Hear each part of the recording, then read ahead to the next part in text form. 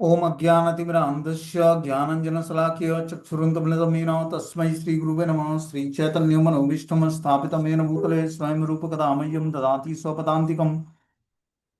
वन्देऽहं श्रीगुरु श्रीयुतपदकमलं श्रीगुरून् वैष्णवाचं श्रीरूपं साग्रजातं सगण रघुनाथान्वितं तं सजीवं साद्वैतं सावधूतं परिजनसहितं कृष्णचैतन्यदेवं श्रीराधाकृष्णपादान् सगणललिता श्रीविशाखान्विताश्च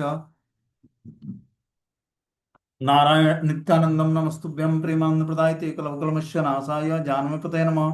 नमो महावदन्याय कृष्ण प्रेम प्रदायते कृष्णाय कृष्ण चैतन्य नामिने गौरद्विज नमः। पंचतत्वात्मकं कृष्णं भक्तरूप स्वरूपं भक्तावतारं भक्ताख्यं नमामि भक्ति शक्तिकं। हे कृष्ण करुणा सिंधु दीनबंधु जगत्पते गोपेश गोपिका कांत राधा कांत नमस्तुते तप्त कांचन गौरांगे श्री राधे वृंदावनेश्वरी वृषभानुसुते देवी प्रणमामि हरिप्रिये। वाञ्छाकल्पतरुभ्यश्च कृपा सिन्धुभ्यो च पतितानां पावनेभ्यो वैष्णवेभ्यो नमो नमः। जय श्री कृष्ण चैतन्य प्रभु नित्यानंद श्री अद्वैत गदाधर श्रीवासादि श्री गौर भक्तवृंद। हरे कृष्णा कृष्ण कृष्णा हरे हरे हरे राम राम राम हरे हरे। इसमें आज हम लोग को श्रीमद् भगवद गीता का अध्याय संख्या 14 श्री और श्लोक संख्या 22 नंबर पढ़ना है। प्रकृति के तीन गुण बोलते हैं, प्रकाशम च प्रवृत्तिम च मोहमेव च पांडव न द्वेष्टि संप्रवृत्तानि न निवृत्तानि कांक्षति उदासीन वदासीनो निर्णयो न विचाले गुणा वर्तन्त इत्येव यो तिष्ठति ने अंगते सम दुःखम सुखम स्वस्थम समलोष्ठाम कांचनम तुल्य प्रिया प्रियो धीरा तुल्या निंदात्म संस्तुति मान अपमान योस्तुल्यो सतुल्यो मित्रारिपक्षयो सर्वारंभ परित्यागी गुणातीत स उच्यते। भगवान ने कहा, हे पांडुपुत्र, जो प्रकाश आसक्ति और मोह के उपस्थित होने पर भी उनसे उनसे घृणा करता है और न लुप्त हो जाने पर उनकी इच्छा करता है, जो भौतिक गुणों की इन समस्त प्रतिक्रियाओं से निश्चल और अविचलित रहता है और यह जानकर कि केवल गुण ही क्रियाशील हैं, उदासीन और दिव्य बना रहता है, जो अपने आप में स्थिर है और सुख और दुख को एक समान मानता है, जो मिट्टी के ढेले पत्थर और स्वर्ण के टुकड़े को समान दृष्टि से देखता है, जो अनुकूल तथा प्रतिकूल के प्रति समान बना रहता है, जो धीर है, प्रशंसा और बुराई, मान और अपमान में समान भाव रखता है, जो शत्रु तथा मित्र के साथ समान व्यवहार करता है, जिसने सारे भौतिक कार्यों का परित्याग कर दिया है, ऐसे व्यक्ति को प्रकृति के गुणों से अतीत कहा जाता है।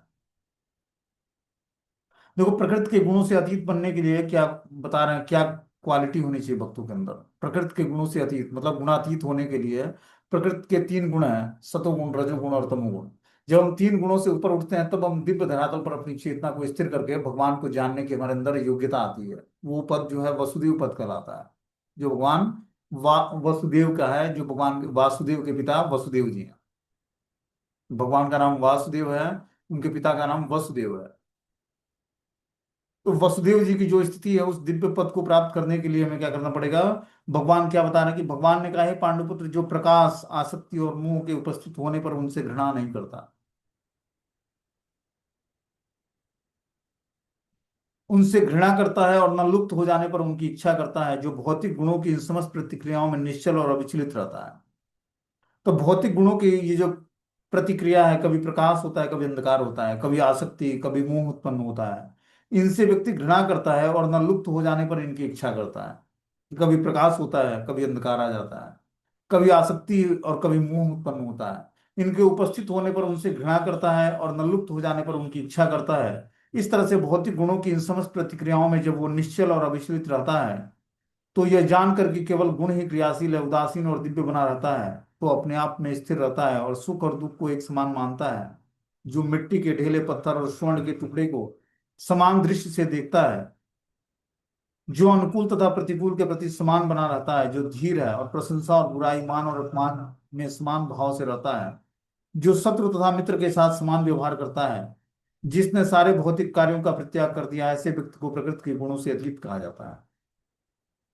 तो प्रकृति के गुणों से अतीत बनने के लिए हमें पहले तो अनुकूल और प्रतिकूल के प्रति समान बनना पड़ेगा। क्या चीजें अनुकूल हैं, क्या प्रतिकूल हैं, सबके प्रति समान व्यवहार। और क्या करना पड़ेगा, धीर बनना पड़ेगा। प्रशंसा और बुराई, मान और अपमान में समान भाव रखना पड़ेगा। और शत्रु और मित्र के साथ समान व्यवहार करना पड़ेगा। चाहे वो हमारा शत्रु हो या मित्र, सबके साथ समान व्यवहार करना पड़ेगा। जिसने सारे भौतिक कार्यों का परित्याग कर दिया है, ऐसे व्यक्ति को प्रकृति के गुणों से अतीत कहा जाता है। प्रकृति के गुणों से छूटने के लिए हमें भौतिक कार्यकलाप बंद करने पड़ेंगे, भौतिक कार्यों का परित्याग करना पड़ेगा। तो भौतिक कार्यों को छोड़ देंगे तो जीवन कैसे चलेगा? क्वेश्चन उठता है ना कि और जब भौतिक कार्यों को छोड़ दें, प्रकृति के गुणों से छूटना भी है हमें, तभी तो भगवान को दिव्य धरातल पर जान पाएंगे। तो प्रकृति के गुणों से छूटने के लिए, पहले भगवान को जानने के लिए हमें भौतिक कार्यों का परित्याग करना पड़ेगा। भौतिक कार्यों का परित्याग करना मतलब भौतिक जो हमारे कार्य हैं, भौतिक जो हमारी मेंटालिटी है, सोचने विचारने की क्षमता है, उसको छोड़ना पड़ेगा। अर्जुन ने भगवान के कृष्ण से 3 प्रश्न पूछे और उन्होंने क्रमशः एक एक करके उत्तर दिया। इस श्लोक में कृष्ण पहले यह संकेत करते हैं कि जो व्यक्ति दिव्य पद पर स्थिर है, वह न तो किसी से ईर्ष्या करता है, न ही किसी वस्तु के लिए लालायित रहता है। और जो दिव्य पद पर हमें अपने को स्थिर रखना है, तो हमें ईर्ष्या और लालच से मुक्त होना पड़ेगा। जब ईर्ष्या और लोभ से मुक्त होंगे, तब हम दिव्य धरातल पर अपनी चेतना को स्थिर, दिव्य पद पर स्थिर हो पाएंगे। जब कोई जीव इस संसार में भौतिक शरीर से युक्त होकर रहता है, तो यह समझना चाहिए कि वह प्रकृति के 3 गुणों में से किसी एक के वश में है। जब इस भौतिक संसार में जीवात्मा भौतिक शरीर से युक्त रहता है, तो वो किसी न किसी गुण में स्थिर होता है, क्योंकि भौतिक, ये जो प्रकृति है हमारा, प्रकृति के 3 गुणों के द्वारा बना हुआ है। और प्रकृति के 3 गुण और पंच भौतिक तत्वों से मिलकर ये पूरा शरीर बना हुआ है। तो जब तक हम शारीरिक लेवल पर होते हैं, तब तक ये हमें 3 गुण और जो पंच तत्व हैं, 3 गुण हमें प्रभावित करते हैं। जब कोई जीव इस संसार में भौतिक शरीर से युक्त होकर रहता है, तो यह समझना चाहिए कि वह प्रकृति के 3 गुणों में से किसी एक के वश में है। जब वो इस शरीर से बाहर हो जाता है, तो वह प्रकृति के गुणों से छूट जाता है। लेकिन जब तक वो शरीर से बाहर नहीं आ जाता, तब तक उसे उदासीन रहना चाहिए। उसे भगवान की भक्ति में लग जाना चाहिए, जिससे भौतिक देह से उसका ममत्व स्वतः ही विस्मृत हो जाए। जब जीवात्मा प्रकृति के गुणों से छूट जाता है, तब वो शरीर से बाहर आ जाता है। मतलब शरीर से बाहर आने का मतलब है कि शारीरिक लेवल से अपने को ऊपर उठा लेता है। देखो, शारीरिक लेवल से अपने को ऊपर उठाने के लिए क्या करना पड़ेगा? हमें अपने शरीर से संबंधित वस्तु, व्यक्ति, स्थान की सेवा करते हुए उनसे निर्लिप्त नहीं होना पड़ेगा, क्योंकि सेवा तो करनी पड़ेगी उनकी, लेकिन उससे लिप्त नहीं होना।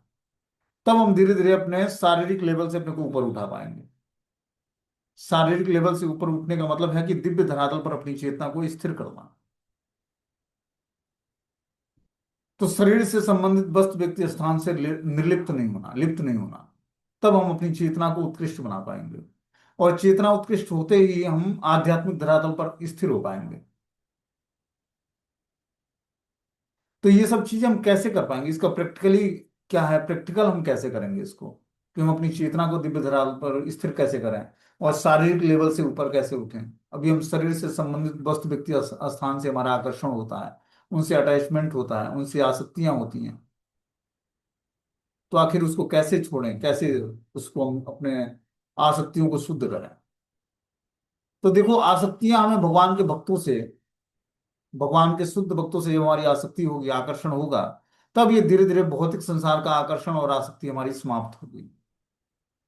जब तक हमारा आकर्षण और आसक्ति दिव्य स्तर पर नहीं होगी, तब तक हमारा आकर्षण भगवान से और भगवान के शुद्ध भक्तों से नहीं होगा। और यह आकर्षण तभी प्राप्त होगा जब हम भगवान की भक्ति में सेवा करेंगे। भक्ति में सेवा को प्राप्त करके ही जीवात्मा अपने आकर्षण को भगवान से बना सकता है और भगवान के शुद्ध भक्तों से आकर्षण हो सकता है। इसके लिए हमें ध्यान पूर्वक महामंत्र का जाप करना पड़ेगा। और महामंत्र के जाप के साथ साथ अपनी चेतना को शुद्ध करने के लिए हमें दिव्य धरातल पर शास्त्रों का अध्ययन करना पड़ेगा। दिव्य धरातल पर शास्त्रों का अध्ययन का मतलब है कि शास्त्रों को गंभीरता से पढ़कर, उसको समझकर, उसको प्रैक्टिकली अपने जीवन में उतारना कैसे, ये भी जानना चाहिए। जब तक हम प्रमाणिक ग्रंथों को पढ़ेंगे नहीं, श्रीमद् भागवतम, भगवत गीता को, तब तक जो है हम अपनी चेतना को आध्यात्मिक स्तर पर ऊपर नहीं उठा पाएंगे। नाम जप से संपूर्ण लाभ हो सकता है, लेकिन उस तरह का परफेक्ट नाम जप भी होना चाहिए हमारा, कि हमारे अंदर कोई भौतिक इच्छा ना हो। तब वो नाम जप हमें संपूर्ण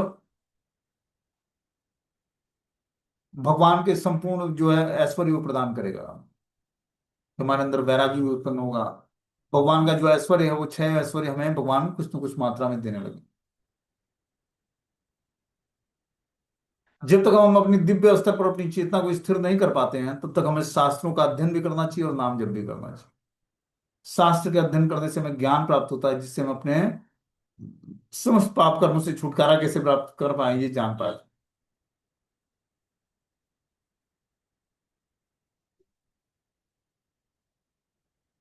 भगवान श्री भगवान ने कहा, ये पांडुपुत्र, अर्जुन ने भगवान कृष्ण से 3 प्रश्न पूछे। उन्होंने क्रमशः एक एक करके उत्तर दिया। इस श्लोक में कृष्ण पहले यह संकेत करते हैं कि जो व्यक्ति दिव्य पद पर स्थिर है, वह न तो किसी से ईर्ष्या करता है, न ही किसी वस्तु के लिए लालायित होता है। जब हम दिव्य पद पर अपनी चेतना को स्थिर कर लेंगे, तो हम ईर्ष्या से मुक्त हो जाएंगे। ईर्ष्या बहुत ही घातक बीमारी है, ये रोग है, और 6 प्रकार के अनर्थों में एक अनर्थ है। काम, क्रोध, लोभ, मद, मात्सर्य, ईर्ष्या। तो ईर्ष्या क्या करता है, व्यक्ति को द्वेष उत्पन्न करता है, एक दूसरे के अंदर द्वेष उत्पन्न करता है, और व्यक्ति ईर्ष्यालु हो जाता है स्वभाव से, और वो किसी वस्तु के लिए लालायित रहता है। जब कोई जीव इस संसार में भौतिक शरीर से युक्त होकर रहता है, तो ये समझना चाहिए कि वह प्रकृति के 3 गुणों में से किसी एक के वश में है। जब वो इस शरीर से बाहर हो जाता है, तो वह प्रकृति के गुणों से छूट जाता है। लेकिन जब वह शरीर से बाहर नहीं आ जाता, तब तक उसे उदासीन रहना चाहिए। उसे भगवान की भक्ति में लग जाना चाहिए, जिससे भौतिक देह से उसका ममत्व स्वतः ही विस्मृत हो जाए। जब वो क्या करेगा, अपने को शारीरिक धरातल से, शरीर के धरातल से, प्रकृति के गुणों से जब वो छूटेगा, तब वो शारीरिक धरातल से अपनी चेतना को ऊपर उठा पाएगा। और धीरे धीरे जो है, इसके प्रति वो उदासीन हो जाएगा। बता रहा है कि प्रकृति के गुणों से जब वो छूट जाता है, तब वो शरीर से बाहर आ जाता है, मतलब शारीरिक लेवल से अपने को ऊपर उठा लेता है। और तब वो उसे उदासीन रहना चाहिए। लेकिन जब तक वो शरीर से बाहर नहीं आ जाता, तब तक उसे उदासीन रहना चाहिए। उसे भगवान की भक्ति में लगा रहना चाहिए, जिससे भौतिक देह से उसका ममत्व स्वतः ही विस्मृत हो जाए। देखो, आध्यात्मिक स्तर पर जब हम अपनी चेतना को स्थिर करेंगे, तो धीरे धीरे हम भौतिक धरातल से अपने को ऊपर उठा पाएंगे। तो भौतिक धरातल से अपने को ऊपर उठाने का मतलब है कि शारीरिक बॉडली कॉन्सेप्ट से अपने को ऊपर उठा लेना, शारीरिक धरातल से अपने को ऊपर उठाकर और अपनी चेतना को आध्यात्म में स्थिर कर देना। तो इस शरीर में बीमारियां, व्याधियां, रोग ग्रस्त जो भी होगा, तो जब हम आध्यात्मिक स्तर पर अपनी चेतना को स्थिर कर लेंगे, तो उससे हम प्रभावित नहीं होंगे। शरीर में जन्म, मृत्यु, जरा, व्याधि आएगी, लेकिन आध्यात्मिक चेतना अध्यात्म में स्थिर होने के कारण उससे वो प्रभावित नहीं होगी। और यही जो है भक्ति करके प्राप्त करना है, कि हमारी चेतना जो है प्रभावित ना हो। इसके लिए हमें क्या करना पड़ेगा, दिव्य स्तर पर भगवान की भक्ति को करना पड़ेगा। दिव्य स्तर पर हम जब भगवान की भक्ति को करेंगे, तो धीरे धीरे हम आध्यात्मिक चेतना को प्राप्त कर पाएंगे।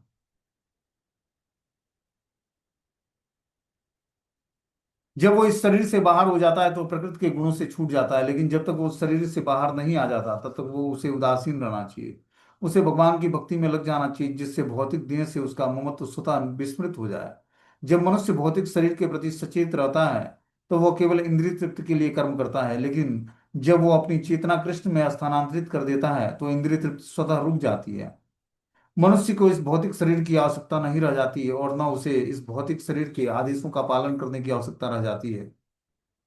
शरीर के भौतिक गुण कार्य करेंगे, लेकिन आत्मा ऐसे कार्यों से पृथक रहेगा। वह किस तरह पृथक होता है, वह न तो शरीर का भोग करना चाहता है, न उससे बाहर जाना चाहता है। इस प्रकार दिव्य पद पर स्थिर भक्त स्वयं मुक्त हो जाता है। उसे प्रकृति के गुणों के प्रभाव से मुक्त होने के लिए किसी प्रयास की कोई आवश्यकता नहीं रह जाती है। जब वो प्रकृति के गुणों के प्रभाव से मुक्त हो जाता है, तब वो उसको अलग से कोई प्रयास करने की आवश्यकता नहीं होती है। ऑटोमेटिक ही भगवान की भक्ति में फिर वो लग जाएगा। जैसे प्रकृति के 3 गुणों के प्रभावों से मुक्त होगा, वैसे उसके सारे प्रयास भगवान को प्रसन्न करने के लिए होगा। 3 गुण हमें क्या करते हैं, भौतिक कार्यों के लिए हमें मजबूर कर देते हैं, न चाहते हुए भी हम भौतिक कार्य करते हैं। क्या है, 3 गुणों के प्रभाव के कारण ऐसा होता है। अगला प्रश्न दिव्य पद पर आसीन व्यक्ति के व्यवहार के संबंध में है, कि जो व्यक्ति दिव्य पद पर आसीन है, उसका व्यवहार कैसा होता है। पोते भौतिक पद पर स्थिर व्यक्ति शरीर को मिलने वाले तथाकथित मान और अपमान से प्रभावित होता है। लेकिन दिव्य पद पर आसीन व्यक्ति कभी ऐसे मिथ्या मान और अपमान से प्रभावित नहीं होता। वह कृष्ण भावनामृत में रहकर अपना कर्तव्य निभाता है, और इसकी चिंता नहीं करता कि कोई व्यक्ति उसका सम्मान करता है या अपमान करता है। वह उन बातों को स्वीकार कर लेता है जो कृष्ण भावनामृत में उसके कर्तव्य के अनुकूल है, अन्यथा उसे किसी भौतिक वस्तु की आवश्यकता नहीं रहती, चाहे वो पत्थर हो या सोना। वह प्रत्येक व्यक्ति को जो कृष्ण भावनामृत में संपादन में उसकी सहायता करता है अपना मित्र मानता है। वह अपने तथाकथित शत्रु से भी घृणा नहीं करता, वह समभाव वाला होता है और सारी वस्तुओं को समान धरातल पर देखता है, क्योंकि वह इसे भली भांति जानता है। उसे इस संसार से कुछ भी लेना देना नहीं होता, उसे सामाजिक तथा राजनीतिक विषय तनिक भी प्रभावित नहीं करते, क्योंकि वह क्षणिक उथल पुथल और उत्पातों की स्थिति से अवगत रहता है। वह अपने लिए कोई कर्म नहीं करता, कृष्ण के लिए वह सब कुछ कर सकता है, लेकिन अपने लिए वह किसी प्रकार का प्रयास नहीं करता। ऐसे आचरण से मनुष्य वास्तव में दिव्य पद पर स्थिर हो जाता है। तो दिव्य पद पर अपनी चेतना को स्थिर करने के लिए हमें क्या करना पड़ेगा? अपने को शारीरिक लेवल से ऊपर उठाना पड़ेगा। शारीरिक लेवल से अपने को ऊपर उठाने के लिए क्या करना पड़ेगा? पूर्ण रूपेण कृष्ण भावना भावित होना पड़ेगा।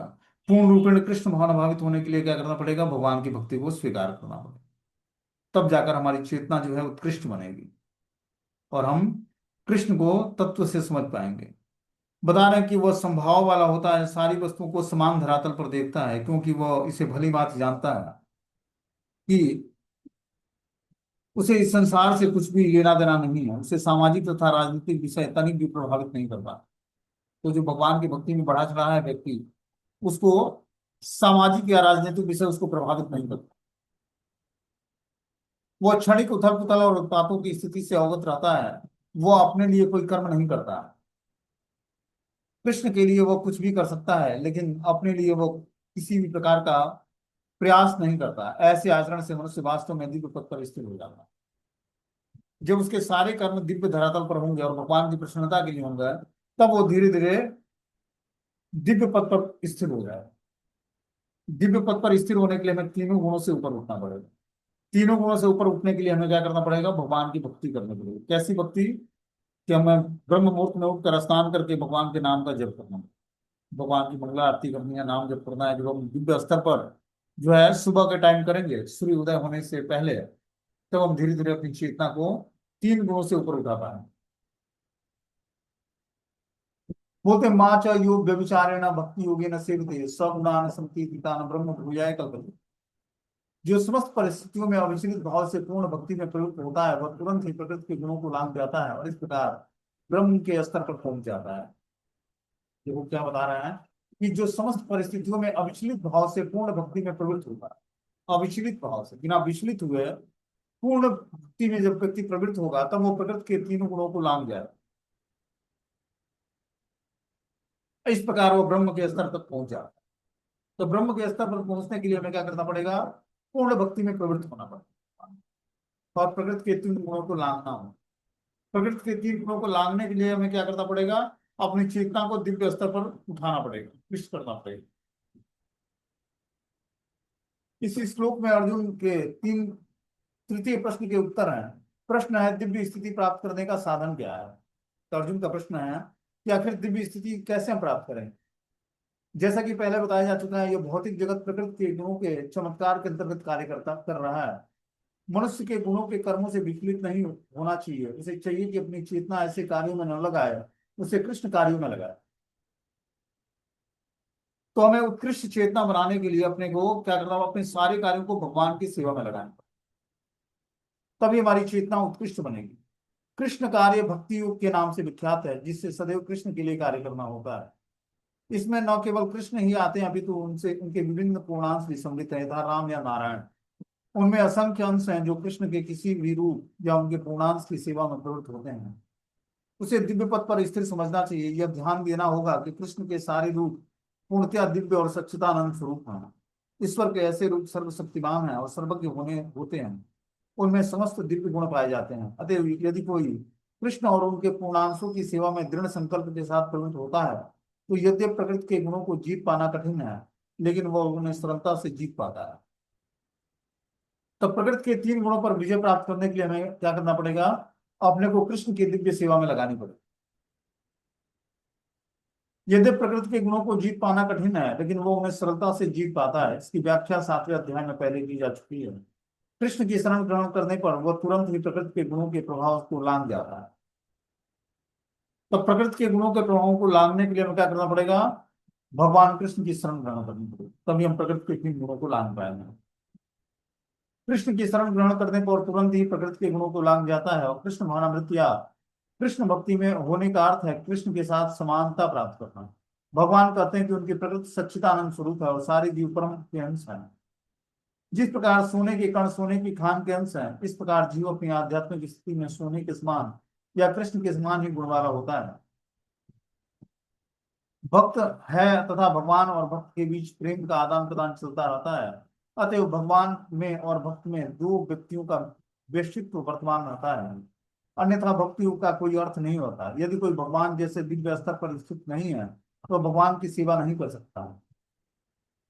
तो भगवान की सेवा करने के लिए भगवान जैसा ही दिव्य स्थिति को प्राप्त करना। दिव्य स्थिति हमें तभी प्राप्त होगी जो हम प्रकृति के तीन गुणों से ऊपर उठेंगे। प्रकृति के तीन गुणों से ऊपर उठने के लिए हमें क्या करना पड़ेगा? भगवान के दिव्य स्तर पर भगवान की भक्ति करनी पड़ेगी और शारीरिक लेवल से अपने को ऊपर उठाना पड़ेगा।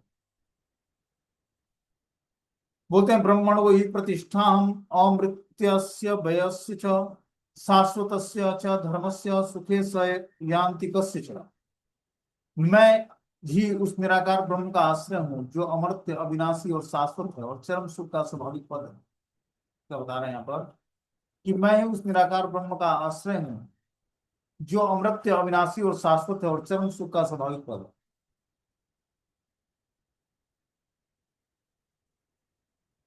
ब्रह्म का स्वरूप है अमरता, अविनाशी और शाश्वत और सुख। जो ब्रह्म पद को प्राप्त कर लेता है वो अमरत्व, अविनाशी, शाश्वत और सुख भोगता है। शाश्वतता और सुख ब्रह्म तो दिव्य साक्षात्कार का शुभारंभ है। परम सत्य का रियलाइजेशन हमने बताया था तीन कैटेगरी में जीवात्मा करता है, ब्रह्म, परमात्मा और भगवान। तो बता रहे हैं कि ब्रह्म तो दिव्य साक्षात्कार का बस शुभारंभ है, परमात्मा इस दिव्य साक्षात्कार की मध्यम और द्वितीय अवस्था, और भगवान परम सत्य के चरम साक्षात्कार है। तो जब कोई जीवात्मा भगवान का साक्षात्कार कर ले उसको ब्रह्म और परमात्मा दोनों का रियलाइजेशन हो जाता है। अतः परमात्मा तथा निराकार ब्रह्म दोनों ही परम पुरुष के भीतर रहते हैं। 7वें अध्याय में बताया जा चुका है कि प्रकृति परमेश्वर की अपरा शक्ति की अभिव्यक्ति है। भगवान इस अपरा प्रकृति में परा प्रकृति को गर्भस्थ करते हैं और भौतिक प्रकृति के लिए यह आध्यात्मिक स्पर्श है। जब इस प्रकृति द्वारा बद्ध जीव आध्यात्मिक ज्ञान का अनुशीलन करना प्रारंभ करता है तो वह इस भौतिक जगत के पद से ऊपर उठने लगता है और क्रमशः परमेश्वर के ब्रह्म बोध तक उठ पाता है। ब्रह्म बोध की प्राप्ति आत्म साक्षात्कार की दिशा में प्रथम अवस्था है। कि आत्म साक्षात्कार की स्थिति के दिशा में प्रथम अवस्था क्या है कि ब्रह्म साक्षात्कार करना। दूसरी अवस्था है परमात्मा का साक्षात्कार, और तीसरी अवस्था है भगवान का साक्षात्कार करना। तो भगवान का साक्षात्कार करने के लिए हमें भगवान की भक्ति करनी पड़ेगी। परमात्मा का साक्षात्कार करने के लिए योगी जो है ध्यान करता है परमात्मा का। तो इस तरह से भक्ति योग सर्वोत्कृष्ट है जिसमें हम ब्रह्म, परमात्मा और भगवान तीनों को रियलाइज कर लेंगे, तीनों को भक्ति कर।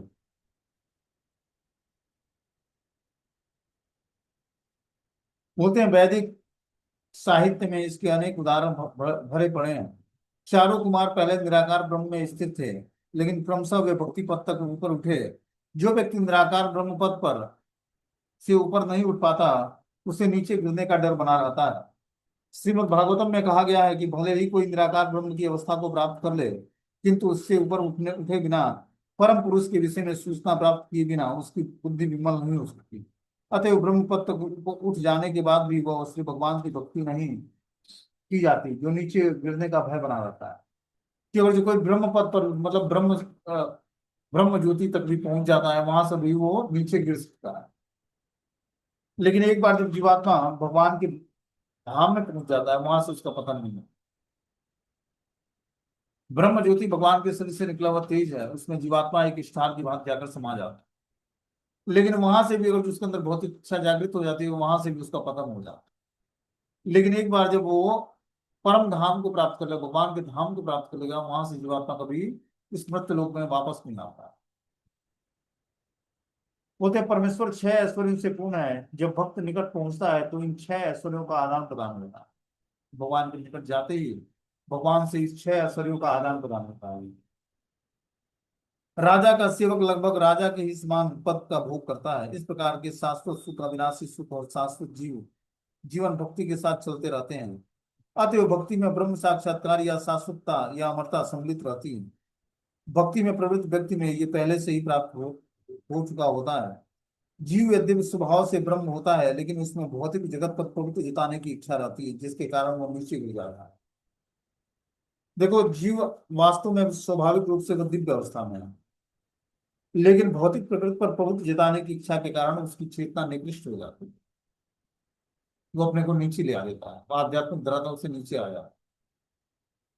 अपनी स्वाभाविक स्थिति में जीव तीन गुणों से परे होता है, लेकिन प्रकृति के संसर्ग में वह अपने को तीन गुणों रजो सतो रजो और तमो गुण में बांध लेता है। इन्हीं तीन गुणों के संसर्ग के कारण उसे भौतिक जगत पर प्रभुत्व जताने की इच्छा जागृत है। जब उसके अंदर राजसी और तामसिक गुणों का बढ़ते हैं, तब उसके अंदर प्रभुत्व जताने की इच्छा जागृत है। वो क्या करता है, इस भौतिक संसार में प्रभुत्व जताता है। पूर्ण कृष्ण भावनामृत में भक्ति में प्रवृत्त होने पर वह तुरंत दिव्य पद को प्राप्त होता है। इसमें प्रकृति को वश में करने की कोई अवैध इच्छा नहीं होती, वह दूर हो जाए। क्या करता है जीवात्मा जब उसके अंदर प्रवृत्ति जताने, तो वो प्रकृति के जो नियम है उसको कंट्रोलित करना चाहता है, और इस कारण से वो और भी निकृष्ट जीवन में चला जाता है, क्योंकि प्रकृति भगवान के संरक्षण में है। प्रकृति को नियंत्रित नहीं किया जा सकता। लेकिन ये इच्छा कब जागृत होती है जीवात्मा के अंदर, जब उसके अंदर रजोगुण और तामसिक वृत्ति का की वृद्धि होती है, तब उसके अंदर वो प्रकृति पर प्रभुत्व जताने की इच्छा जागृत होती है। बोलते हैं इसमें प्रकृति को वश में करने की अवैध इच्छा है। वो दिव्य कृष्ण महामृत का विकास करके वो दूर हो जाता है। अतएव भक्तों की संगति करके भक्ति के 9 विधि श्रवणम कीर्तनम स्मरणम आदि का अभ्यास करना चाहिए। धीरे धीरे ऐसी संगति से तथा गुरु के प्रभाव से मनुष्य की प्रभुत्ता जताने वाली इच्छा समाप्त हो जाती है, और भगवान की दिव्य प्रेमा भक्ति में दृढ़ता प्रभु की स्थिर हो जाती है। तो प्रकृति के तीन गुणों से छूटने के लिए, प्रकृति पर प्रभुत्व जिताने की इच्छा को से ऊपर उठने के लिए हमें क्या करना पड़ेगा, दिव्य स्तर पर भगवान की दिव्य स्तर पर सेवा करनी पड़ेगी। तब जाकर हम प्रकृति पर प्रभुत्व जिताने की इच्छा से हम ऊपर उठ पाएंगे और अपनी चेतना को भगवान में स्थिर कर पाएंगे। ठीक है, हरे कृष्ण। इस प्रकार ये प्रकृति के तीन गुण समाप्त हो जाते हैं। अब अगला अध्याय 15वां अध्याय है पुरुषोत्तम योग। इसको हम लोग कल के क्लास में सुनेंगे। हरे कृष्ण।